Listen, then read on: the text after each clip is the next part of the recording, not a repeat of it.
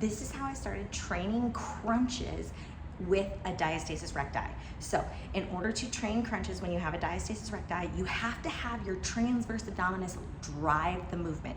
Here is the exercise I used with a pulley system. You can also use a band in order to start initiating your crunch, because the reality is we all want to be able to sit up off the bed. We want to start to be able to crunch at some point after we have children. And if we have a diastasis recti, or a hole in your stomach, that can make it really challenging. So follow these instructions to start training your diastasis recti. If you haven't already yet worked with a pelvic expert physical therapist, that is a really important step in getting the diastasis to start to heal, because you want to learn how to open up the pelvic floor so there is room for that lower abdominal muscle to knit that together and really get a good contraction. So in order to start this movement, you're going to first take a deep breath, get a total relaxation, then you will get that lower transverse abdominis active. Then I'm going to grab onto my pulley system. I'm not using a super heavy weight. I'm going into this bent over position. And then I'm going to start to, I'm going to relax everything. I'll engage that muscle. My glutes are engaged. I'm pushing the ground away with my feet. And then I'm going to drive this movement with my lower abdominal muscle as I exhale. So here we go again in full motion. You're here, letting everything relax.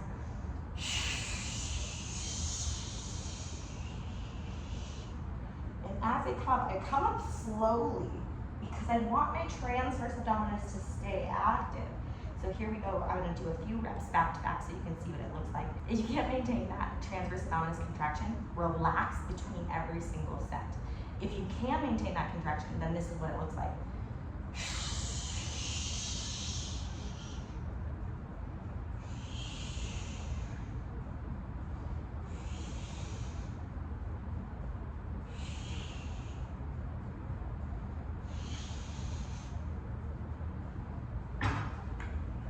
So as you can see here, I am getting a crunch. So my rectus abdominis muscles, they are working, but the whole movement is being driven by that lower abdominal muscle with my glutes also engaged. Now, if you start to feel any pelvic pressure or you feel like you're getting a hole, it's always good to check while you're doing this movement. If you can have a friend check, or just put your camera underneath your belly and literally take a look at your belly. Video it from here. If you see any coning, doming, or separation of the belly while you're in this position, then we have a problem in this. You're not ready for this exercise. So again, what it looks like here, you'd be filming from down below, facing up. You're here, transverse abdominis contraction, and then you're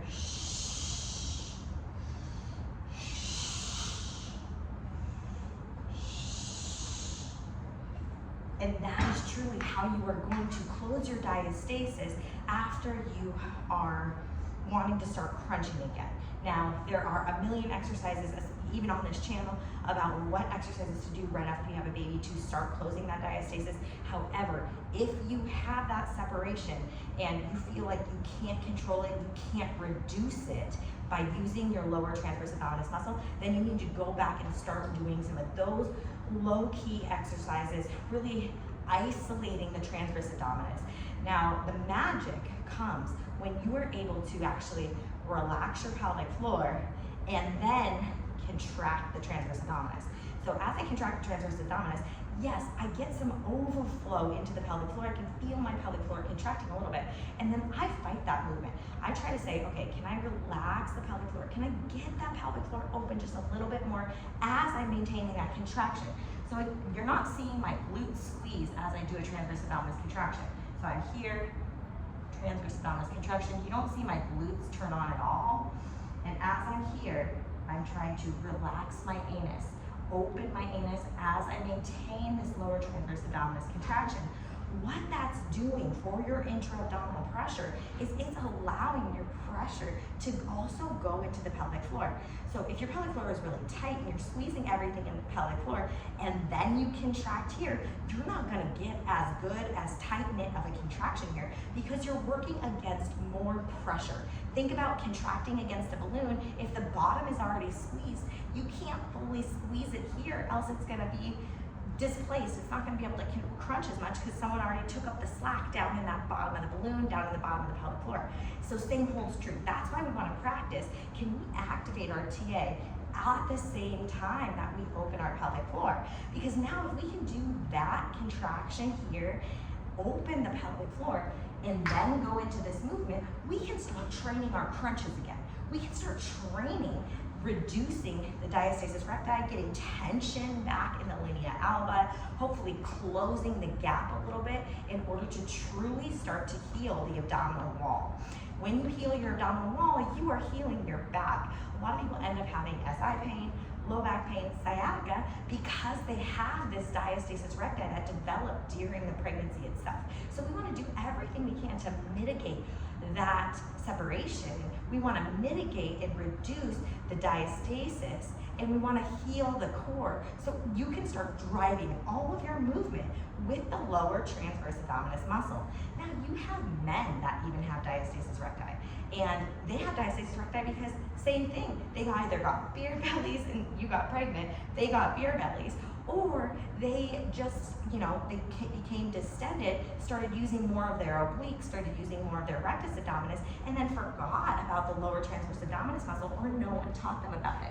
So when you start to get your lower transverse abdominis muscle to move and activate and drive your movement, you're gonna be a whole lot better off. So cheers to healing your diastasis. Let's look at this exercise one more time so you can just have a nice idea of exactly what you're doing.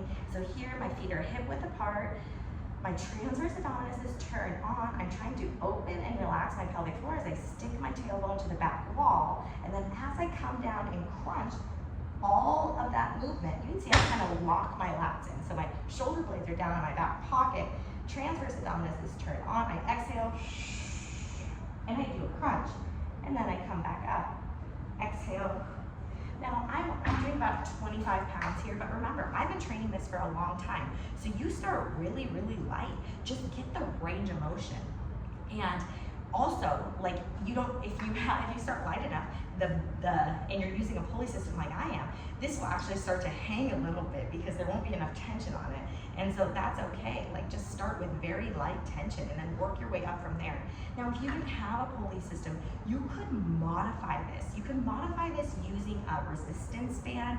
Just put it in the doorway or tie it around here. And then as you would be in this position, it's the same activation. You're just driving that lower transverse abdominis contraction is driving the crunch. So this is my favorite way to start getting flexion of the spine, to start getting that crunch motion without creating more of a gaping hole, without worsening the diastasis.